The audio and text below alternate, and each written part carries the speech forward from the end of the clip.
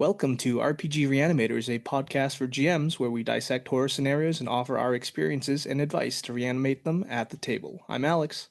I'm Holly. I'm Lex. And I'm Doc, Keeper Doc, joining as a guest.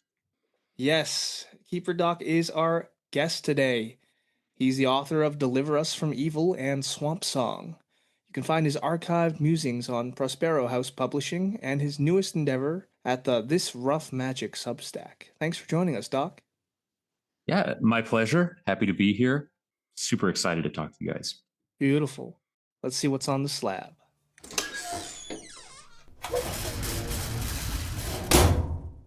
The subject of this procedure is Deliver Us from Evil, written by Keeper Doc and Alex Guillet for Call of Cthulhu 7th edition. In this scenario, a group of old friends reunite for a weekend canoeing trip in the Olympic National Forest. Their whitewater journey down the Lost River in the shadow of Mount Mystery unearths terrible subterranean secrets hidden within themselves and the primeval wilderness. As with any dissection, we'll be discussing all the gross innards of the scenario, so from this point on, there will be spoilers. So if you're interested in playing this scenario, please stop here and share this episode with your GM so they can listen and consider running this for your group.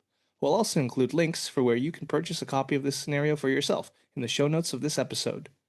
Now with that out of the way, let's begin our dissection. Alright, so we know that there is this camping trip, right? This whitewater rafting trip. But what's actually going on behind the GM curtain? What's the spooky, scary mythos stuff? I'll just dive right in. So we have the cult of Old Daddy sprung up in this area in the early 1900s due to a corrupting force festering in this wilderness. And the apostles of Old Daddy want to spread the cult, gain new members, expose people to his influence. And we have an interesting inn. One of the available player characters is Margot, an adopted teenager returning home, but she doesn't quite know that, but she's from this area. And the older folks, the older player characters are all dealing with the mysterious death of a past friend. Yeah. But Doc, when you created the idea of Old Daddy, which is a new original mythos entity, right? What was Old Daddy all about? What are some of the motifs? Yeah, great. So this scenario was an homage to Deliverance, the story set in the Appalachian Wilderness, Georgia, right? And so it's drawing on that film, but it also pulls from Laird Barron's mythos fiction. I was inspired to write this out of a fascination with Laird Barron's short story Mysterium Tremendum. And Laird Barron, he is an amazing horror writer, sets a lot of his stuff in the Pacific Northwest. And Old Daddy was a nod to one of Laird Barron's mythos entities who he refers to as Old Leech. It's very alien, very weird, very unclear. And I sort of tried to meld his idea of Old Leech with something that would fit in a hillbilly horror setting. So I really wanted to see how I could create a story that brought these two pieces together. And I kind of dug into the history of the Olympic Peninsula and found a character named John Turnow, who was a bit of a wild man out in the mountain wilderness. And I used him to sort of build up this family centered around Old Daddy. Oh, really? So John Turnow was an actual person. It's really cool whenever you can tie actual historical events in with this mythos, horror fiction, and all of that. I didn't know that. Yeah, so John Tarnow is somebody who's referenced in some of the handouts, and members of his family are sprinkled throughout the story. And yes, he was a real person. He ended up dying in a shootout with like a posse underneath a hemlock tree in the wilderness. But he had like terrorized locals for some time. So. Wow. I thought you said possum for a second and was very confused but intrigued. It's a very dangerous possum, yes.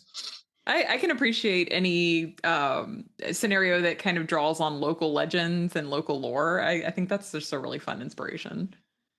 You have such a fascinating mix of the two, and it really works because, right, you have that strong PC motivation where it's, hey, let's get together for this trip, so that there's your in, for the PCs to experience the weird stuff, and then the weird stuff is a result of Mr. Turno.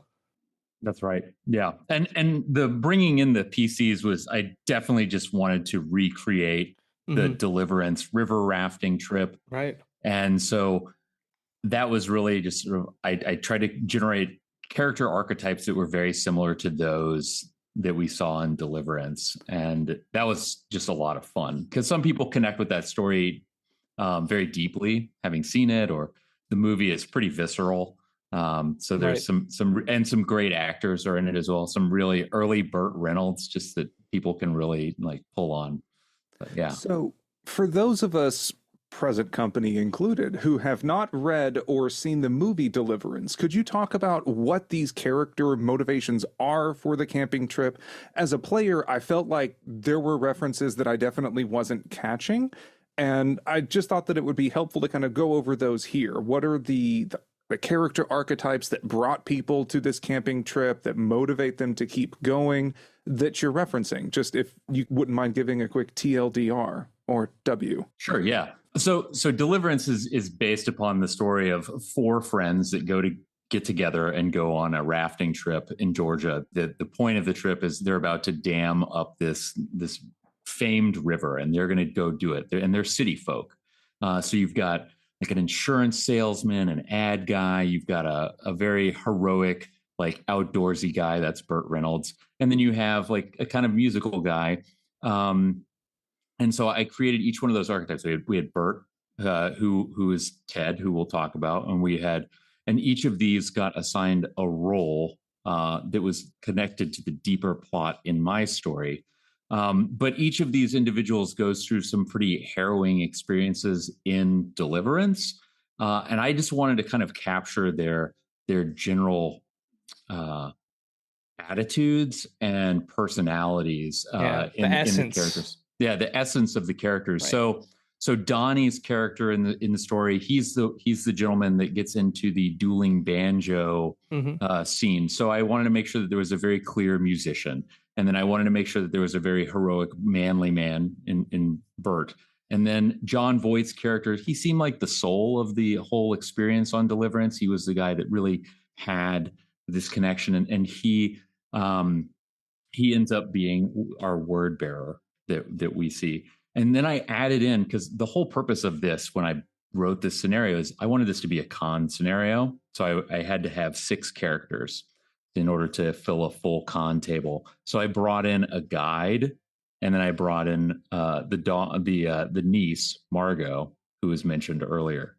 So had these elements to create one, so that we could have some female players at the table. So the guide and Margot are both female, to sort of add some diversity. But if you want to play this like as a Deliverance type scenario, you just play with the 4 main characters. But there are a lot of different ways that you can mix and match these PCs to create the sort of table experience you want, because you can use the guide or Margot as NPCs as well. And I've done that when I've run it at cons, and it's been great. Yeah. It's such a rich and diverse cast. The Blessed and the Psychopomp, so the niece and the guy, they add a really interesting dynamic that's just, it's a lot different than just saying, oh, well, these are just 2 more friends on the trip. So props to that. Let's talk about just like a general outline of where the players start their journey and what touchstones and key points and events they go down before the climax, right? I know you did a special thing where there's flashbacks. So it's this story, it's told kind of out of order. Yeah, again, like part of what I wanted to do when I wrote this is I hate railroads. But I wanted to write a railroad that I would want to run and play again. And so this was written knowing that it was going to be a railroad, because you're going on a river trip, and right. It's going to be linear. There are going to be some places where you can jump off. But how do you make that happen and create this sense of tension and engagement that the characters and the players are already like hooked into? So the best way to do that, I thought, was you put them on the river already, and then you flash back to the events that really would have like derailed them from the railroad early on. So I wrote flashbacks in the scenario to sort of keep the adventure on the rails while also experiencing and experimenting with what I thought was something that I had never really seen at the table myself effectively done before. So I created these flashbacks. I had 2 flashbacks, and they run concurrently with river rafting events. So you split the party into 2 groups, and one group does river rafting, and the other one either does the saloon or the general store. And these occur in sequence. So one is very action oriented, and the other one is more, you get some role playing and you get to uncover a little bit of investigative elements that will then be revealed through these flashbacks. And it sort of helps set this sense that there's something not right here, yet they are already on the river and can't really go back. This is jumping ahead a little bit into just general GM advice, but I can say that we sort of struggled with the flashbacks, kind of resting back and forth in our run. And there are instructions within the scenario. You really kick things off with these 2 sections coming up are going to be flashbacks. You will run these sort of in tandem. But as players, we just had more questions, and it was a hard switch from one to the other. So how would you recommend GM's sort of approach from the initial "Hi, how are you?" at the Greasy Diner, that's sort of setting up character introductions? How would you recommend GM's transition? Do they just go straight into Whitewater and then do the flashback? Do they get in their car and handle it? It feels like there was something that we weren't quite getting in terms of keeping along with that flow. Because in theory, like in writing, I could see it, but I feel like that may be something that GMs could struggle with a little bit in execution. Yeah, I think I don't think that this is necessarily like a beginner GM scenario. And I think I concur. I think honestly, like this is one where I definitely learned a lot from bringing this to the table as well. So I think absolutely great point that there was no sort of guidance on how to get from the diner to the scene. So usually I would just give a very brief link. I would say you leave the diner. It's a long, weird 2-hour drive into the woods. And then I would then read the box text that says, like, you're standing at the bank of the river, you're looking into the Mount Mystery. Then you sort of sweep them up into the water. So you get the first group in. And I am very intentional about explaining to players, like, you're going to go in this canoe, you're going to go in this canoe. And it does feel like I'm putting some rails on already, right? But you put the rails on and you put them in the canoes that they need to go in, because that is very specifically stated, because the flashbacks kind of rely on certain people being in certain spots, right? And then you get them in the water, and then I immediately have the other group roll to see what their injuries were. And that usually will pique interest. And then I will very clearly state, you are now going to see what happened to you in a flashback.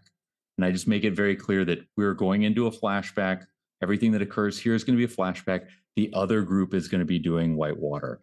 And I try to just make it as clear as possible. And usually there's a little bit of awkwardness at the beginning of that, but people really find the flow when I've run it. And I think it's what I found is the flashbacks are a great exercise in pacing. I think this is where, like, I think if you haven't done a lot of difficult pacing at a table, this is where you can sort of really play with that and try to brush up or expand your skill set, because you really kind of have to watch what's happening in the water versus what's happening in the saloon or the general store. And you kind of have to work on the cuts. There are suggested cuts, but you may have to do some delaying and some quick cutting back and forth, maintain some of that tension.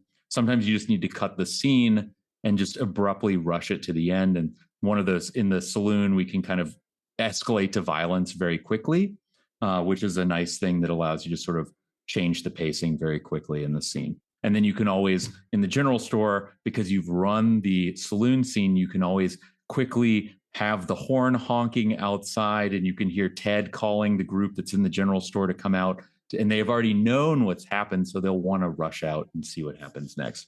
The other alternative that you can try that I have not done yet is you can just remove the flashbacking and you can play it linear and see what happens. I'd be really interested to see what goes down with that. Oh, I have an idea for that in Reanimation we're going to get to in a minute. Great. I actually couldn't have said that better, Doc. Like, I definitely agree with all your points with it being more like of an intermediate GM skill to control the pacing.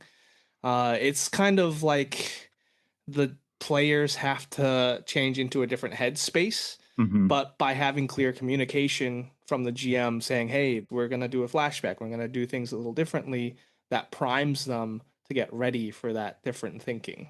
So I agree with you there. So they have the flashbacks of the general store and the saloon as they're on the river rapids, and there's a few challenges that increase tension, like, right, sometimes they're going to roll mishaps when they fail those canoeing rolls. Right. But eventually they will make it, maybe in one piece, maybe not, to the old logging camp to camp out for the night. And then there's going to be that dream sequence, right? Where they experience a little more uncanny, weird, also really great at burning resources. Yeah. Until they go wake up and then go down the river again. And then there's that key event of that river ambush. I think this is like the start of the climax. I like to label that the point where Holly just went, wait, are we in Deliverance right now? Yeah, so that is a great set piece. The player characters, they're canoeing for their lives as they're being fired upon, as they're being pursued by an enemy canoe until they make their way to the caverns where Old Daddy might exert his influence and cause just a little PvP. Just a little bit. Just a smidge, a minor. Just a little. So yeah, that was just a basic outline of these key events and locations. Also perfectly written, by the way. Thank you. You're welcome. Yeah, I like the logging camp, especially because then everyone, you have that, like, the weird moments, the general store, the saloon kind of sets the tone of like hillbilly horror a little bit, right? You know, it's just, oh, this is a little weird, the folks out here are a little strange, but maybe benign, right? And then you get into the logging camp and then it's just a massacre and it's bloody and nasty and I love it. And that's when players are like, shit, we need to get the hell out of here, this is awful. And then of course it works really well because you can't go back, right? The only way out is through. So the river doesn't go going. backwards. Yeah. I agree. I think that being able to juggle the flashbacks, having some tense whitewater rapidsness, it's also mentioned in the text too that either of the groups, whenever they're going, are likely going to take some damage, maybe lose some items and some HP and be a little worse for wear by the time they actually finish the whitewater rapids. This is such fun. This is why I don't go outdoors ever. But they're definitely going to need a break. And so very conveniently finding this little beach to pull up on, light a bonfire, and you give your players a chance to catch their breath, just role play, maybe catching up on, so that's how you got a black eye, because we were all deeply confused when we just got in the boat and it's like, yeah, I'm bleeding. No, it also gives Ted the opportunity to tell Margot she's adopted. It depends on how many beers he has, let's be honest. Yeah. I mean, but from there, like, the campsite is, you feel that relative safety, and I'm right up there with Holly that up until now, all of the local folks have been weird, but possibly benign. But then you get to the logging camp, and that for me was more of the peak moment of like, oh shit, and just seeing this carnage that has happened several days ago. The people that we saw at the bar definitely were complicit in all of this, and knowing that we are in the middle of a river in the woods and that these people could still be around at any time. So that feeling of insecurity, of potential danger, you really want to just huddle back to the boats and try to wait out the night as best you can. Then you have some interesting scares that while the players are busy reacting to the, I'll call them mundane threats, that's whenever you can start springing in more of these unnatural elements to really highlight how boned the player characters are. And then you can lead into the start of all of that with the giant Deliverance Whitewater Rapids scene. Yeah. As you're describing it, it just makes me excited and makes me want to play it again, because it really is fun. That logging camp scene and the campsite just really it ratchets up the dread so much. And then the the dream sequence, it just sort of people just don't know what to do, and then people are dying oftentimes left and right. So I tend not to pull any punches and make a point to try to kill people with air quotes during that scene to really sort of start, because we haven't talked about the mechanical element with the gifts, where we're trying to get people to trigger their gifts and give up some points that has some consequences down the road. So yeah, I'm glad that you liked it, because like I love that. And it's sometimes they find the massacre before they go to bed. Sometimes they find it in the morning. It's always very interesting to see when people stumble upon that and how they respond. Yeah, and just to give our listeners some background information, a special mechanic written just for this scenario are those gifts where every single pregen has a dark secret and an associated act. So if this person acts with violence and vengeance, then that enables them to use one of three gifts that they're given on their special card. For example, they might use their reward to automatically impale, or if they're put to zero, they get to stay conscious instead of just getting knocked out right away. So there's little like small benefits that encourage players' use instead of having the a luck mechanic. Or I believe for this one, luck was less. Yes. Yeah, I reduced Yeah. the luck to encourage the use of the rewards and gifts. Right. And this actually it could be a double-edged sword because the more gifts you use, the more you embrace these dark acts. It makes you more susceptible to Old Daddy's influence at the climax. Out of curiosity, where did the inspiration for these gifts and archetypes tend to come from? Is this more of a Laird Barron thing? I've read some of his short stories, but not too many of them. I assume Burt Reynolds wasn't magical, only his mustache was magical within the movie Deliverance. So, yeah, just curious where the inspiration for those came from. Interestingly, he didn't even have a mustache in Deliverance. So, yeah, I mean, yet another reason. I don't think that's legal. Yeah, I know, right? No, so what I started with the end in mind. The goal was to create a situation in which the characters would want to kill each other. That was the goal. And so how could I create a situation in which they wanted to kill each other, and then how could I make a mechanic that predisposed them to that as a default?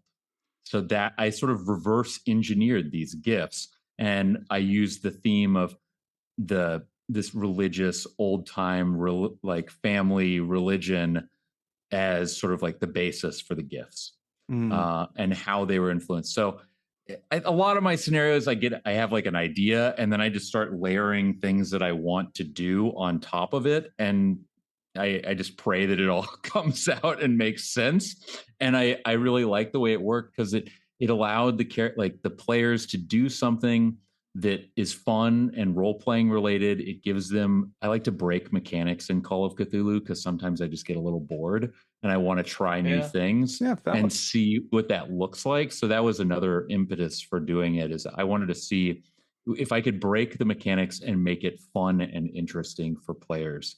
I hope I succeeded. Oh, you definitely did. Yeah, it definitely gave us a couple of like, what the fuck is this moment at the table where it was like, what? How did you do that? What the hell? Oh, like Donnie's ability to revive the dead. Yes. Yeah. Yes. We had a player take an axe, like split through his skull, and our Donnie was like, I'm just going to reach in and like put the skull right back together. And it was like, oh my God. Or in your game, he just got straight up headshot and then ungallaghered himself. And it's like, what the fuck? Not going to worry about that. They're still throwing dynamite at us. Yeah, it was a lot of fun.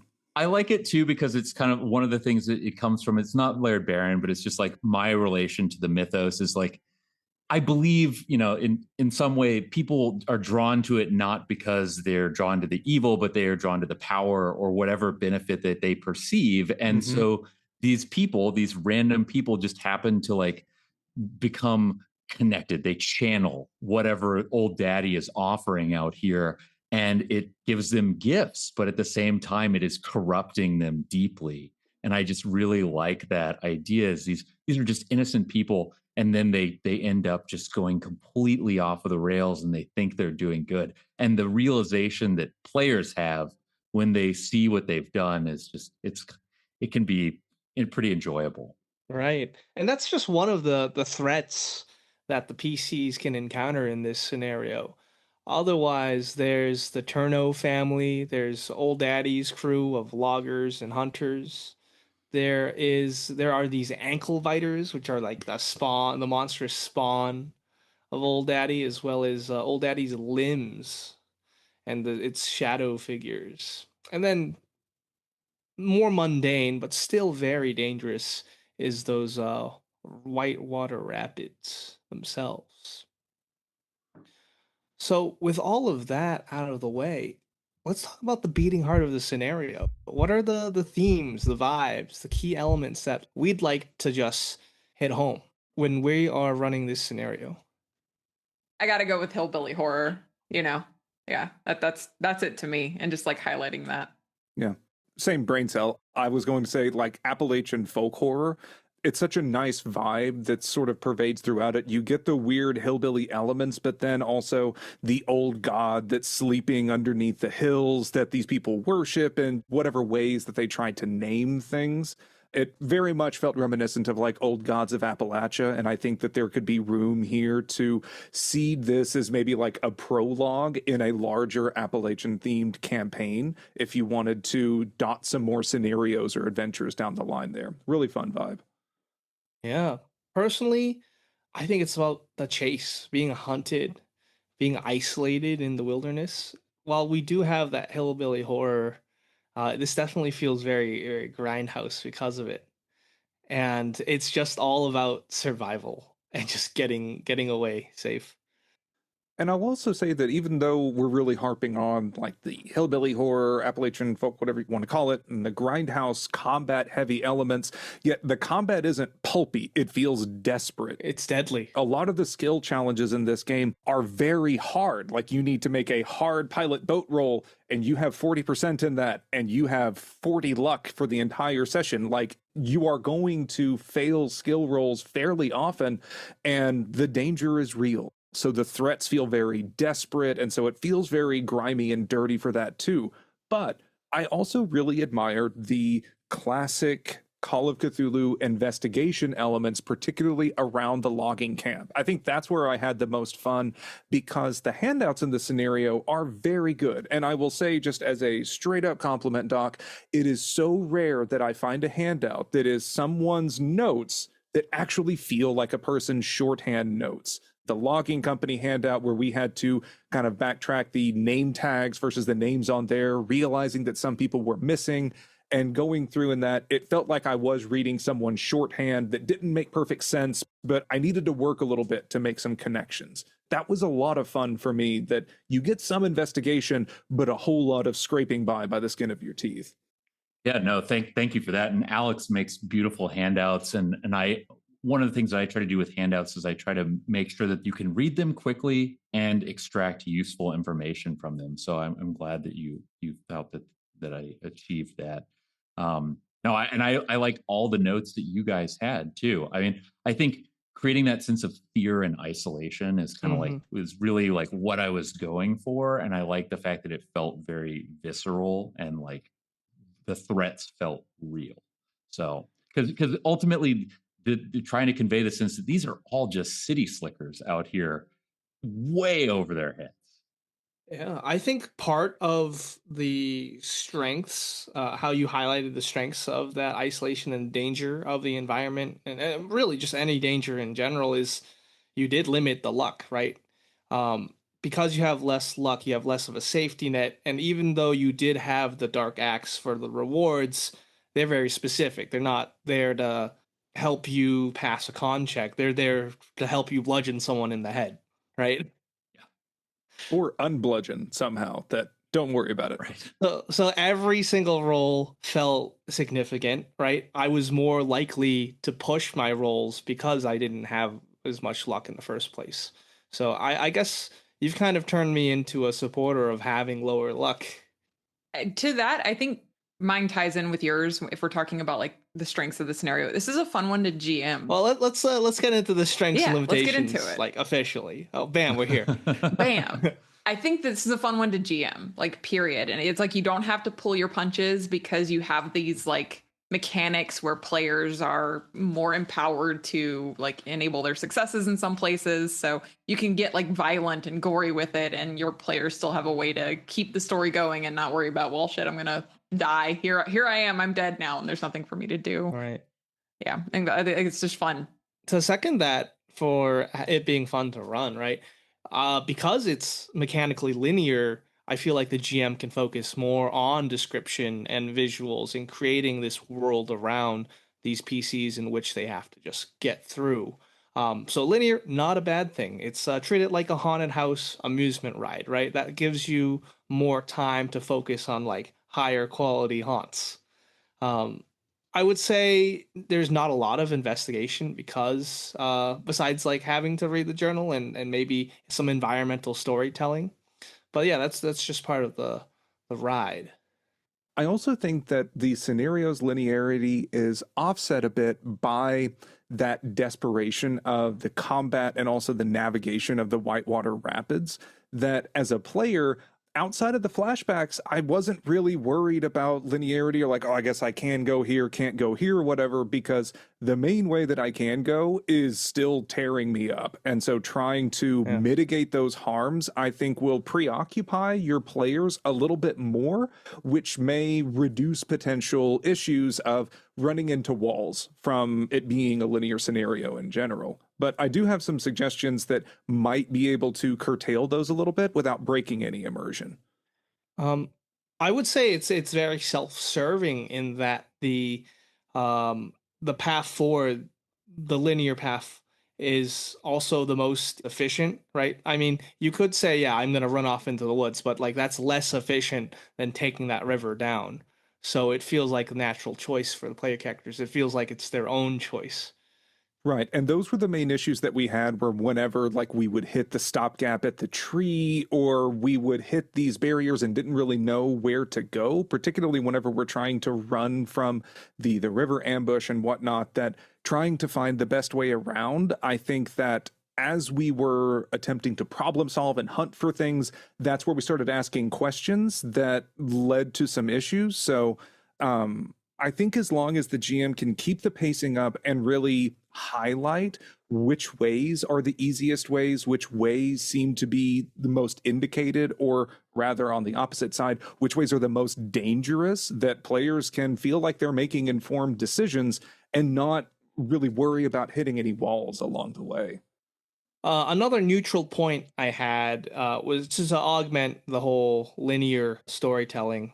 I would say is the flashbacks.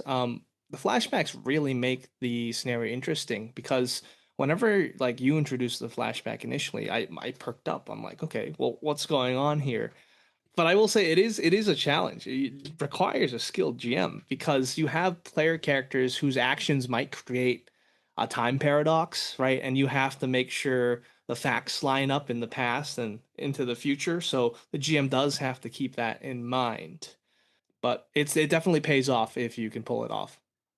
Yeah, I think similar to that and with the Dark Gifts too, is the strength of the scenario is that it tries a lot of different things. You mentioned breaking the mold of classic Call of Cthulhu scenarios earlier, Doc, which I agree, especially for these one-shot Miskatonic Repo scenarios. This is your chance to have fun. You're not going to be worried about bringing these investigators back, and if this is going to be for a con scenario or just for something as a change of pace for a group, it delivers that in spades with a lot of new or different mechanics or situations that regular Call of Cthulhu players may not be familiar with. So, like Alex perked up at the flashback mention, that's a really good sign if your group may be feeling like COC is feeling a bit stale.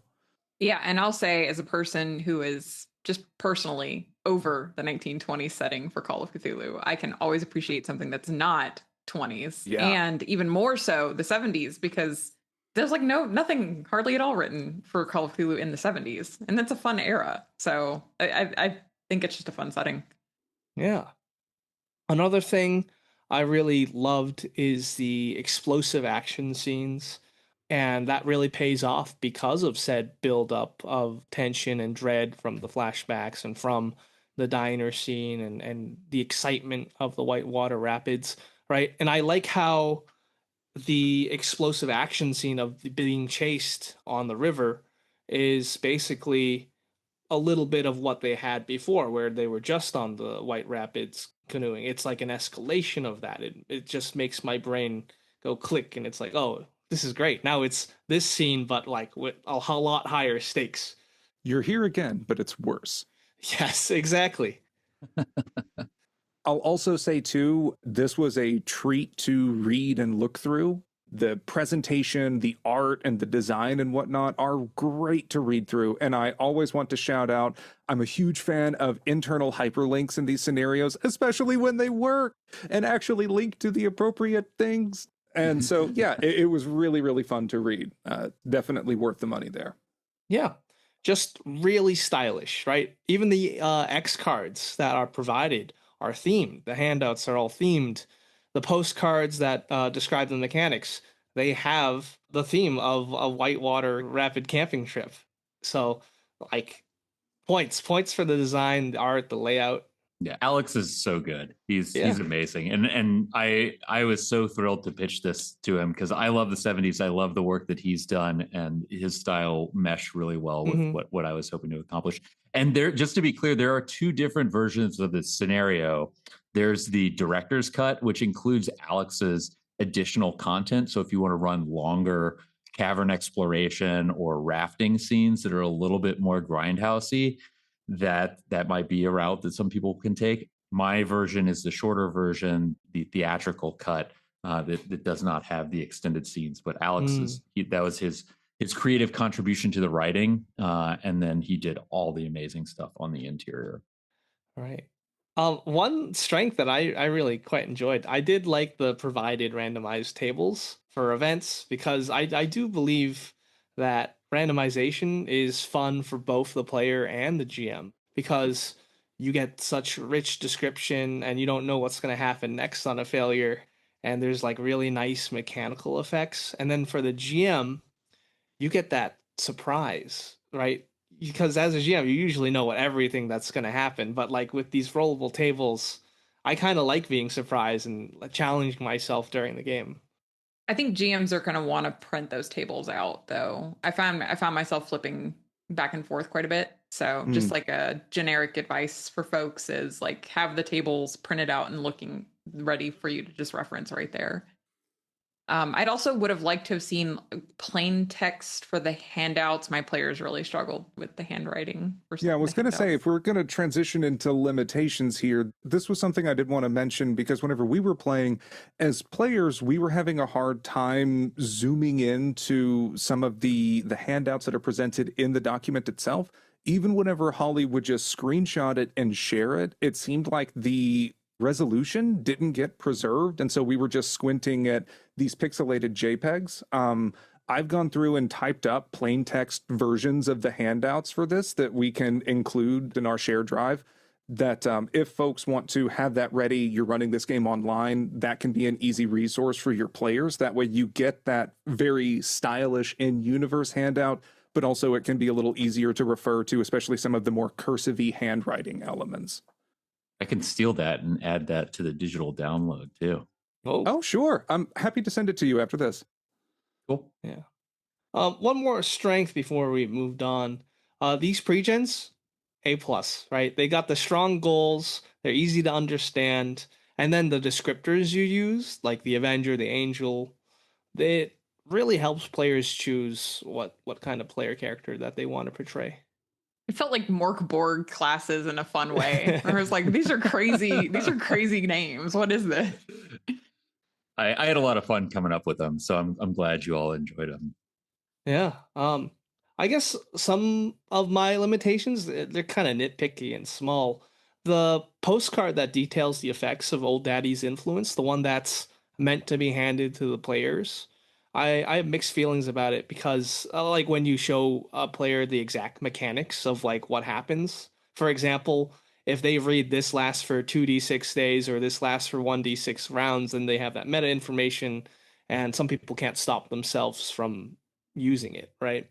Personally, like something like that, a handout that describes all of that, it can take me out of the story and break my immersion. Full disclosure, I use them when I play online, but I never use them at cons. Yeah. Hmm.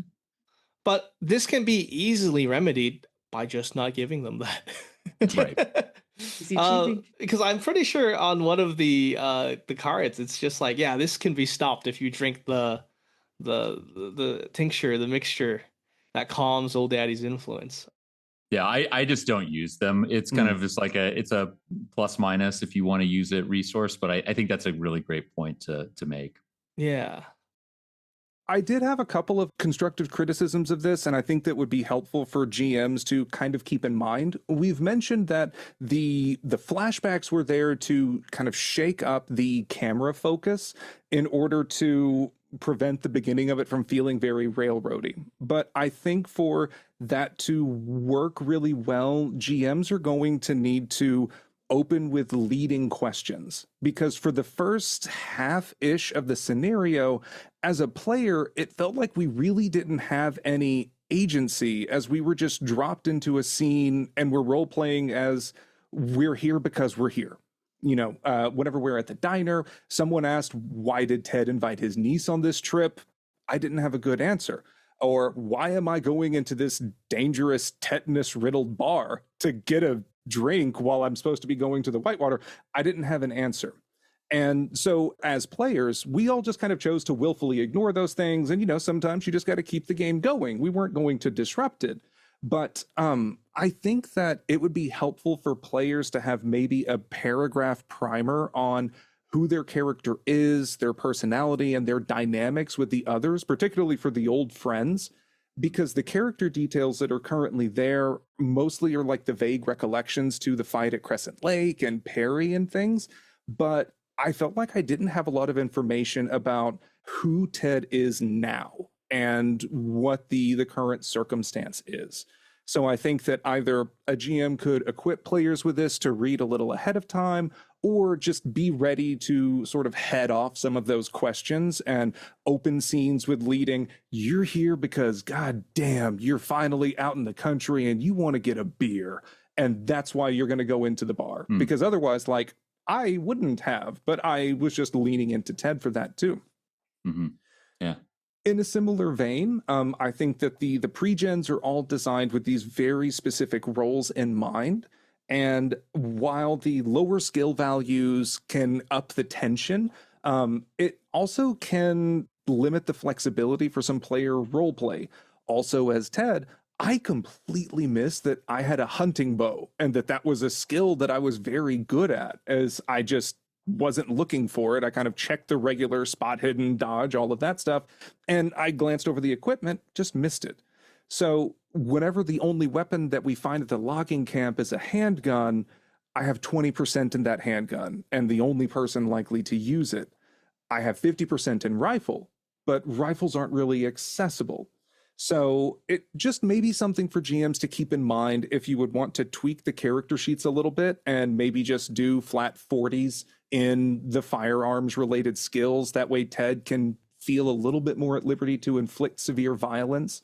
That those were just a couple of smaller player facing issues that we encountered while running it that I think could be easy just to smooth over.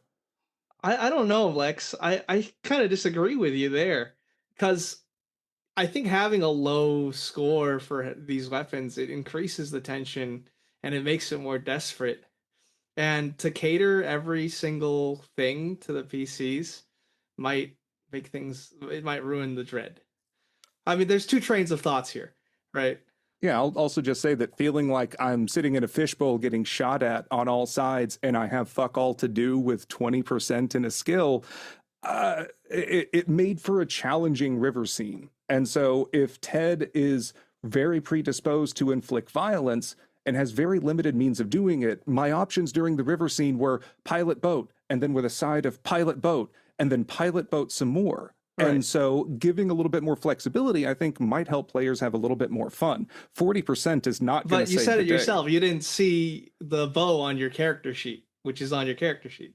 And in that case, I think it would have been nice to be prompted for that. It is something that players might miss, and it sucks to feel like I'm fucked over because I didn't notice 2 lines on a character sheet. Okay. I'm sorry you did not know that you had a bow and arrow. That's a missed opportunity there for you, and I feel like you were robbed.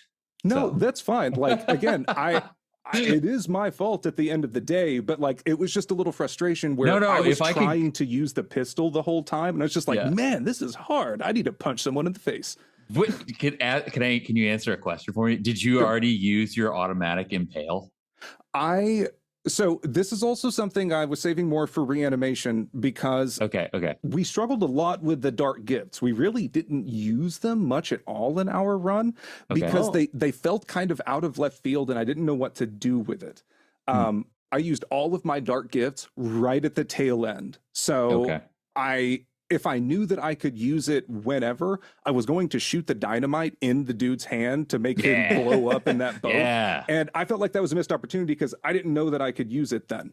Then at the very end, we had all of the family, I'll just say, were closing in on us in the cave. I threw down some of the moonshine and lit it up in a bonfire. Then I Gallaghered someone's head with an automatic impale. Oh no, actually, I think I punched the old lady in the face with the automatic impale to like one-shot her and then barrel out of there with Margot in tow. So I think this is a good point for the GM because that was a fault of my own. Was I was in the zone and I forgot to like brief my players on these special abilities. Like they got them right, but then I never took the time to say, you have this thing at your disposal and you can use it, at whatever point you like. I think that's a really good point. And that when I run this, I'm very intentional about I sort of hand all of that over and I explain the mechanics and make sure that everybody has a chance to read through them. So that's another thing that probably could have had more explicit instruction within the scenario itself. So shortcoming in my own writing, but you get into the flow of the game too. I mean, spoilers, but we actually do have 3 runs of this scenario going up on the actual play channel on our YouTube. So feel free to check those out because I think, we have Keeper Doc's run, my run, and then Holly's run. I have not seen Holly's run, but I saw yours, Alex, and it was very, very wonderful. I enjoyed it a great deal. Thanks. I guess just still on the limitations, I think one thing I would change, because one of my players commented on it, is like they would have liked the map for like a chase scene. Even like something simple like dots, like this is what point you are at, because it was hard for them to visualize the distances where everything was. That's totally fair. And that part of that is doc cheating because I like to keep it not concrete so I can sort of just play with whatever's happening, but I can see Schrodinger's location. Yeah, exactly. But I can see how that would be very helpful. I think even just being able to print out or enhance on the actual map handout and give your players a more zoomed in version of that specific stretch of river, maybe add in some more details with like, this is the cliff, this is where the hunters are, these are where the boats are, and that maybe their objective is to try and like get past the bend so that at least people can't keep hitting them with pot shots. And then that will be enough of a bird's eye view that GMs can feel free to say there's rocks or there aren't rocks anymore, but allow players to feel like they have some bearings aside from pure theater of the mind. Because for chase scenes in particular, that can sometimes be difficult for like to avoid it feeling like I roll to run away, they roll to follow, I roll to run away, they roll to follow. Yeah. And keeping things fresh that way. It's a good point. Yeah. But I think that's all I have for strengths and limitations. Yeah, I think so. I think maybe a map of the caverns would have been helpful, but I think we're at that point we had like reached our time limit. It's hard. It is hard to do. Yeah. Yeah. We had reached our time limit. Like we had a player that was like, I gotta go, international time zones, yada yada. So I think we mostly just skipped the cave exploration point and just had like the climactic scene in the cave, but not without the exploration. I've never run the exploration personally, so really, yeah. that is Alex's invention. Yeah, I think your players are really they're getting kind of tired by that point. So maybe doing the cave exploration be good if you're going to split this into 2 sessions or so, because then you have some more meat to really dial in on that fear. But yeah, I agree that the cave felt like a good finale and we didn't need a lot of additional what's behind hole number 3 Yes. and going into the cave exploration there. I Yeah. 100% agree with Lex. At that point, the tension's just way too high, and it needs some kind of you need some release. So without further ado, let's get into reanimation. So, how do we highlight the beating heart of this scenario now that we know what we know? I think Lex, you had a really good. So I ran this for Lex, and he was Ted, and we kind of talked afterward about why a 30-something-year-old man would bring his 14-year-old niece on a boys trip. It sounded like it seemed kind of silly, but Lex had like a really good idea on like how to kind of change the dynamic. So Lex, I'll let you kind of expound on that. Sure. Yeah. It was something that we ran into during our role play where at the diner, immediately one of the other friends, I think it was the lawyer or someone, said, "So why did you bring your niece on this trip if you planned it out for us at this big reunion?" And I was like, smash cut to the next scene. I didn't really have a good answer for it. And I thought that as Ted, it kind of made sense for him to be a shitty stepdad, that he is already divorced from his wife. His wife adopted Margot. And like maybe because he's infertile, he doesn't want to talk about it. And so he's always been sort of distant a little bit. They got divorced. He's doing his own thing and he can't talk enough about how good his contracting business is, even though his beer gut continues to grow. And maybe for whatever reason, he has been designing and getting all excited about this trip with his old buddies to go out whitewater rafting. It's going to be a big boys trip. And his ex-wife says, "It's your weekend with Margot, by the way," and just drops her at his doorstep. I like where you're going with this. It's even darker, honestly. Like Ted is just it kind of like brings this element of impotence to him, you know, like why he's got so much machismo. And then also just like it really drive I think it deepens the emotional impact of what happens later, right? I love that. I love that. That's amazing. Thanks. I think the river chase scene is important.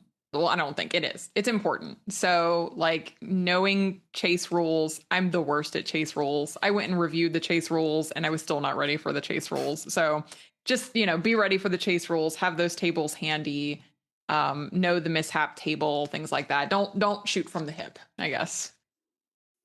I think keeping the vibes dialed in and relying a lot on environmental storytelling can do a lot to keep that Appalachian horror vibe going. As Alex mentioned, the scenario itself is fairly linear, so that frees up a lot of brain space for you as a GM to think ahead, think of weird details that you can mention.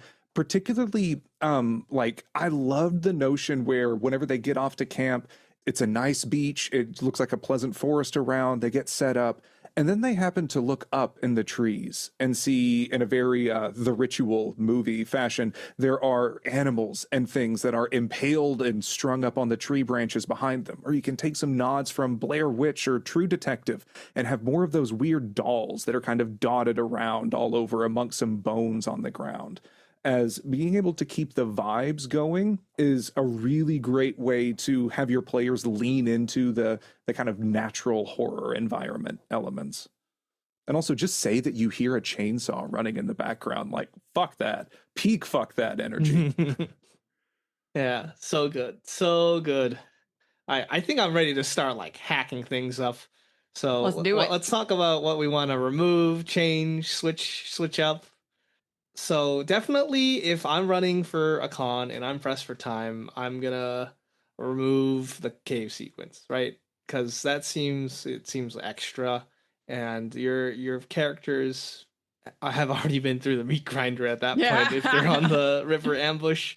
Also, if I was pressed for time, I would remove the nightmare sequence because like it's there to add information on like a background character named Perry who perished in the previous canoeing trip and to burn resources like sanity and luck. I think it also encourages them to burn those gifts, though, right? Yeah. Like, I think it's a little bit tricky if you want to get them to use those gifts to remove Yeah. the nightmare sequence. But that's only if I was pressed for time, for sure. Sure, yeah. I think I definitely agree with the caves. I think that the core bones of the scenario are great to lean into. And I read the director's cut because I actually didn't know that the regular release is more of these core bones that I think if you're going to run this as a convention, focus on that, because there are a lot of additional details and locations and tables and things within the director's cut that might be a bit much for you as a GM to try to glance through and flip through those pages. That I think that would be really helpful. I definitely agree. Like cutting the caves, you have your finale right there. You have an epilogue depending on what happens with the Big Daddy thing. Not a lot else that I would really cut. The scenario flows really well in that way. Agreed. Just like a river. And Sorry. just the river sequence is shorter in the director's cut. I'm sorry, the theatrical cut as well. So there's a much abbreviated. So the theatrical cut is your true vision. That is my scenario. Because usually it's the director's cut that's the true vision. Well, Alex was clearly the director. I was just, I'm the writer. Yeah, I cut the river sequence. It just felt a little bit like it just kind of felt like I was dragging it out. So I was like, yeah, this is good. They got a taste for it, they got the taste of it. That's a really good point. That's kind of how I run that river scene. I do kind of make sure I get like some damage in, get some gifts off, and then get the sense that something bad is really happening to create that momentum. And then I'll try to push it towards the end. Yeah, that's a really great point, and something that I actually didn't mention in the limitations. And I'm glad I didn't now, because I can pull up the PDF just to double check. But in your theatrical cut, how long is the river chase sequence? Because in reading the director's cut, the 10 rounds was a lot. But how do you usually run that chase sequence, Doc? Oh, it's usually just 3 rounds. So you have I have a round of shooting. I have a round where there's rest for people to take actions. And then I have another round of paddling and shooting. And that brings them to the downed tree. So it's only 3 rounds. It's very brief. Gotcha. I like that, actually. Yeah. I think 3 rounds is good. I get bored. I mean, and like that's part of my thing is I don't want people having to roll dice for too long. The only place where I don't get bored and people are rolling dice is at the end in the climax, and because it is just pure madness. But like, I don't want to be doing 10 rounds of a river chase or 10 rounds of exploration. The one thing that I'll say about the exploration piece that might be interesting if people want to take this and sort of springboard off into something else, it's great if you want to use this as like a found footage or somebody's going to investigate what happened to this group that disappeared. Then they could go and explore the caves and see where the last location was. And that could be really fun to run as a separate scenario.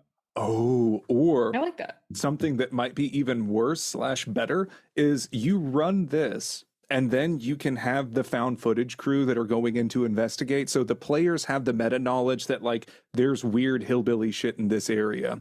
But whenever they get there, it's different. The caves are somehow larger, and that's the bulk of the scenario is them exploring around in there. So the players have this somewhat meta knowledge that's instead compromised. That's really fun. In terms of something in the scenario that I would personally change a bit based on our experience, where as players, we kind of forgot about the dark gifts and needed to be reminded about them a few times. And personally, it didn't jive with my conception of Ted, where is he just a metahuman this whole time? Like the when to use these felt uncertain to me. But Holly and I were talking after her game, and I really enjoyed the creepy fog night scene, but think that you could potentially make it a no escape scenario. Wherever the PCs go to run and hide, either the fog tendrils creeping up from the river or just the trees themselves, the shadows of the branches will crash down on them. Anywhere the PCs run, it will catch them and drag them down into the earth. Then, whenever they wake up, their heads are buzzing, the players are going to be discombobulated, and then the GM can hand them those dark gift cards. because it makes it really seem like this dark gift is something tied to this area and that they have already been kind of touched by not exactly an angel. So it could potentially give players like these are really cool power-ups, and players will want to use them, but will already be a bit predisposed in knowing that this might not be great for me to use. But Doc, like what you were saying, what can lead some people to the mythos is not ultimate evil, but just temptation of power.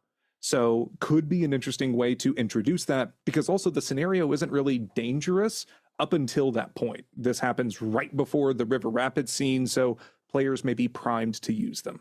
I think that's an interesting idea, and like you should definitely look into that. However, giving them to the dark secrets after the nightmare sequence um might affect the balance of it, because I think they're expected to use some of these dark secrets during that nightmare sequence. I mean, potentially, but it could also be Yeah. a way to get them to drain a shitload of luck. Like, no one was using the dark abilities in our game Yeah. until I had the opposite experience. I Really? had a lot of people use dark secrets in the game I ran, in Doc's game as well. Oh no, we just had people that were Yeah. burning luck to try to run away from the fog tendrils. So that's where it may be a way to deplete their luck a lot and then give them a little something as Yeah. a bonus. Because what I see the dream sequences as is, like I said before, it is a luck burner, a sanity burner, or a resource burner.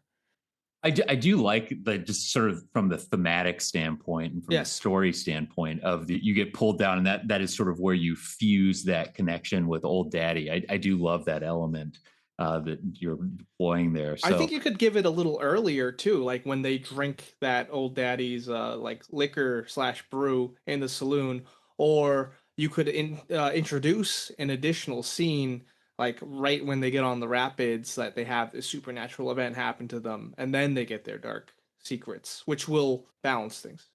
and I think that you guys have really hit on something that I kind of grappled with as I was writing this, is where to bring in these dark secrets. That was something that I really struggled with in terms of how can I get it involved in the gameplay? How can I make it feel powerful and interesting, right? Because in some respects, that's information that you get about your character too. You discover what your relationship with Perry is. Kurt gets excited about the book. And so he gets very excited about the book because it's part of his dark secret. And so Kurt's always behaving very strangely and like refusing to let anybody look at the book, right? Because of his dark secret. So there are a lot of different ways that you could sort of insert this. And I do like that. I kind of want to see how that works in play. So, Well, maybe we'll have a fourth version of Deliver Us on here. That'll just take 6 sessions, knowing the Nathan's speed that running I it. run things. For a couple of other things that I would change with it would just be as a GM to adjust my notes to make it clear that continuing on certain paths would be exceedingly dangerous for player characters compared to the one ahead of them, where even though the path directly ahead was the least dangerous option, it was still dangerous. So at least being able to really forecast that something is worse. At a certain point, we were discussing like, man, fuck this. Should we just climb up that felled bridge? And we didn't really have a good reason to say no. We had some, in rereading the scenario, we had some misconceptions on how far away it was from us at the campsite compared to that. But if your PCs try to climb up that, maybe you can have some smoke that is billowing up from the trees nearby. There's a cabin with a bunch of carcasses hanging around. Maybe this burly figure in a leather apron that's hacking something that doesn't exactly look like a pig hanging on a meat hook. To be clear, you don't want to go that way. The tree in the river caught us off guard, and because of the note that's in the book where it's like always stay left, we're like, well, the cave is on the right, so we want to stay left. And the tree was an odd obstacle as we were trying to get away from the folks in the boat that were pursuing us. So a couple of thoughts that I had in there was, instead of there being sharp rocks at the bottom of the drop off, because I feel like Ted probably would have heard about something like that, that if everyone dies on this river trying to go whitewater rafting, maybe he wouldn't have gone on the trip. But instead, what if another one of those logging company trucks is at the bottom? So even if they got their boats to go down it, there is a new obstacle there that would surely cause massive damage. Also, if they want to go through the forest, away from the cave, if they find that the cave mouth is too spooky, that could be a really good way to bring up those ankle biters again. And maybe as they're walking, the ground starts crunching underneath them and they see an uncomfortable amount of small animal bones. And that is a little big to be a cat's skull. And there's all sorts of bones and toys and things. And that this is where old daddy's spawn tend to play as their little playground. And they can hear giggling and running through the woods to really amp up the, oh, fuck no energy. Or you could potentially have the chainsaw lumberjack twins. They're shouting and clearly looking for the PCs, sort of heading them off in that direction as well. Hearing a chainsaw in the woods is very no thank you energy. So making it clear that, okay, spooky cave actually might be the best option ahead. In terms of creating, though, because Doc, you mentioned something during the previous point about the cabin with the flashbacks and things like that. If a GM isn't really feeling the general store and the bar flashbacks, one option that I would be very interested in trying in a future run is having the flashbacks be at the cabin at Lake Crescent. As players, we were all much more interested in what the hell happened with Perry because it seemed like we had slightly contradicting stories. And that flashback is far enough in the past that none of them are likely to die or get critically injured in that exchange, but it could be a way to seed in kind of the cyclical nature of things. Maybe Perry mentions reading some book that, oh shit, is that the book that you're currently holding right now? Or other things in that nature to tie things back around again. They never saw what happened to him, so it could be a way to bring up his face on some of the manifestations a little bit more. Okay, that's it. I'm done. This was my. I love that. Love it. I think for create, I had that one song, the Down to the River to Pray song, which is mentioned in the notes, but I also just know the song as a lover of Oh Brother Where Art Thou and someone who grew up in Southern Baptist churches. And that song just followed them everywhere. Initially, Daisy was humming it or singing it in the general store, and then they just couldn't get away from it. The river chase scene, the cavern, the cave, it persistently followed them. And I think that that's just a fun, creepy, can't get away from it type situation. I did not like that they were singing that during the river chase either. That was not happy. You're there, likes her at the river.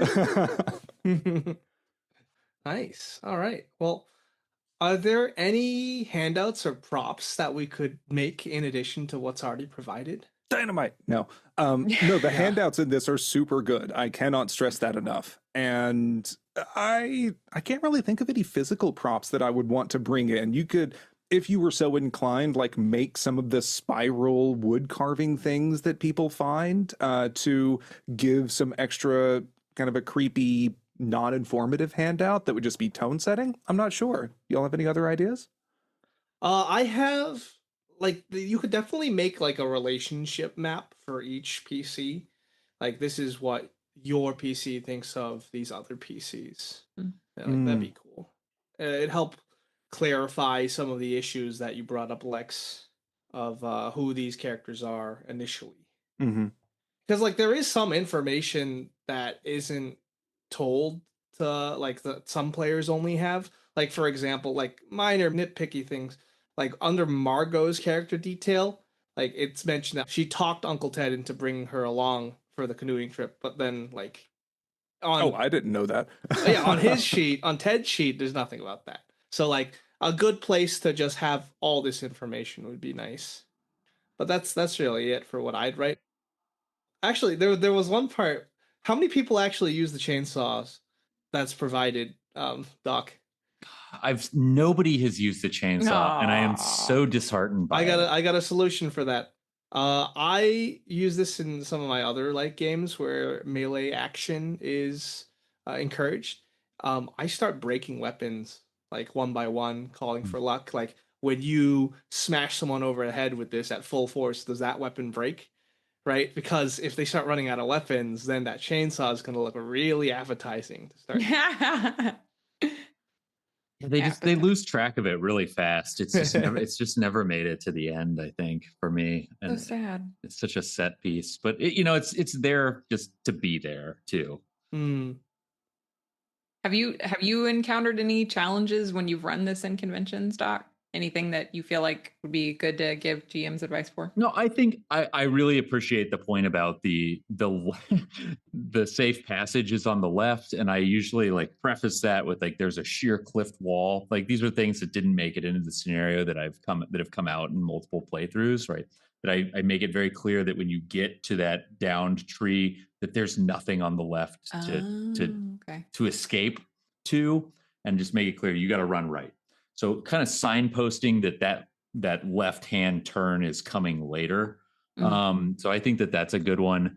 I think that I've run into situations where people have gone up the side of the mountain instead of going into the caverns.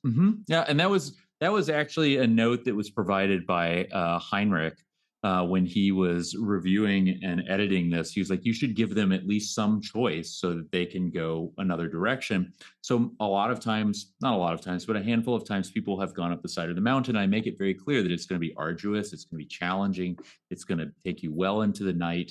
And then they get to the top and they find the family there waiting for them. And that oftentimes will lead to a very interesting encounter in which they interact with the family, and the family will negotiate with them. Oftentimes, if Harley's with the group, there will be a revelation that she has set them up, which makes things very interesting. So I have had that play out. I love the fact that there are some areas where things could diverge, and you may have to embrace some player decisions that are not really handled in the scenario. And I really like all of the suggestions that you have, because I think that's really where, for me, it's when I face encounters that I haven't experienced before. No one has gone deeper into the caves. No one has found the still. I think on one time did they dive into the river to escape. That happened in my game. It happened in your game? The river in the cave, yes. Yeah, I think that's they failed their swim roll bad. I think that was Matt Sanderson. Yeah. I love that. Like, I think the biggest challenge is that like, and most people stay like on the track, and I'm waiting for people to do wild things, but they usually stay on the track. More free thinkers. Yeah. I like to see wild decision making by players, and I feel like a lot of times I've never really had to use the cabin or the Firewatch Tower. So I like, those are my challenges, is not seeing the stuff that I've written get worked into play. Do you have any other like GM advice for people who want to run this scenario? I mean, I think have a good plan and just be flexible in terms of how you're going to run those flashbacks if that's your plan to do that. I think being very clear about what you're doing in sort of setting up flashbacks, and then also making very clear about the dark secrets when you're going to use them. I think having a couple of reasons in the back of your pocket, as Lex suggested, why going off the river is not a good idea. Yeah, definitely. I guess my GM advice would be to like understand the chase sequence, right? Because like not many people understand the chase rules, and it's usually glossed over, and it's like myself included. So like really learn how to run that chase scene for the river, or do the condensed 3-round version. That works too. I love the 3-round version, yeah. And I strongly support playing the theatrical version for a first time GM. And for the canoeing section, right? There could be an alternative way where you run it, where you just have everyone make the canoeing rules all at once to save time. It's quicker, it's more efficient, and depending on if they succeed or not, they get to act. Does it pulp? I would say no.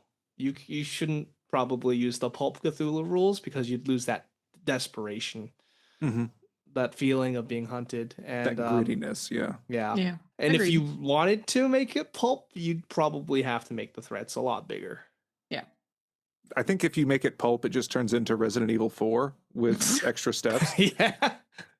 All right. Do we have any favorite war stories? Doc, you must have a ton, given how many times you've run this scenario. Favorite moments? I love it every single time that Ted discloses to Margot that she's adopted. And it almost comes out in every game. It's just sort of how softly or how aggressively it comes out. Sometimes it's like, you're adopted. And I don't know if you all ran with Harley, but Harley's the guide. And almost every time I've run that at a con, Harley and Ted get into the worst, like, conflict before things even get out the gate. They're already butting heads, and so by the end, if they're both alive, there is so much tension between them that it leads to some egregiously violent acts, and I'm always there for those. It's usually pretty amazing. Harley just feels like the company agent because I've been reading a lot of Alien RPG. Yeah, totally. There was the time you mentioned the song. I had a player that sang the song like throughout the scenario. It was Donnie. She was playing Donnie and sang Donnie's song throughout the scenario. And that was sort of how she closed out the scenario, was singing that song to the group. Oh, it was beautiful. Bookends. Very dark. Yeah. Holly, what was it that happened during our finale? Because I think Donnie just tried busting out into song and dance in the final showdown, like in Old Daddy's cave. We're surrounded by the family who were pressing us in, and it's, do you believe in life after No, that's something awful. I don't remember. Oh, it was so funny. It was so ridiculous. It was great. And then Alex, I think you had a moment where you just like stared Margot down and you were like, you're adopted. Just You're adopted. I think that was our epilogue. We were like driving away, and it's just like, well, I guess now's as good a time as any. String goes, you're adopted.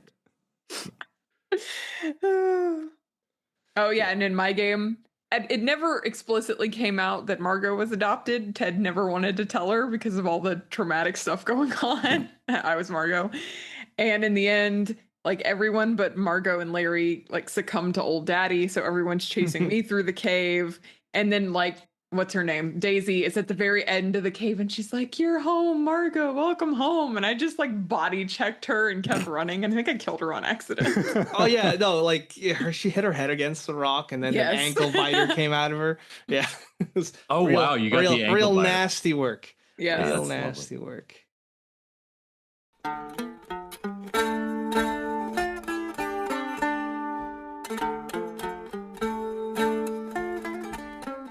We hope our deranged utterings are helpful in bringing this scenario to life at your table. Be sure to check out the show notes of this episode for links to get a copy of this scenario for yourself. Any RPG resources we can share, actual plays of this scenario that we recommend, well, we have 3, as well as an invite to our lab's Discord server to discuss more reanimations.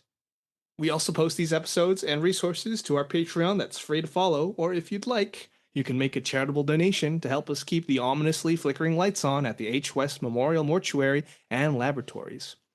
We'd also like to give a shout out and thanks to our Patreon interns, Yan, Chance, Scott, Sawyer, Xander, and Beth. Thanks for signing up for our next experiment. Keeper Doc, anything that you'd like to plug?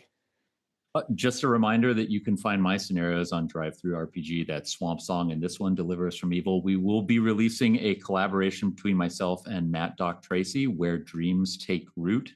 That is also going to feature some wonderful layout by Alex, and that should be in the next month. And then if you want to read anything that I've written, thought pieces, you can check out prosperopublishing.com, and then my Substack, This Rough Magic. Thanks for having me on, guys. It was a real blast. Thanks for coming. This Thanks for joining us. Also, that's too many docs collaborating on one scenario. But that's we intentionally did that. We wanted to do a 2-doc collaboration. There you go. Yeah, double Very docs. Nice. So until next time, thanks for listening to RPG Reanimators. Where your games can die. Or live. On the table. Woo! You nailed it! Dun, dun, dun, dun, dun, dun, dun, dun.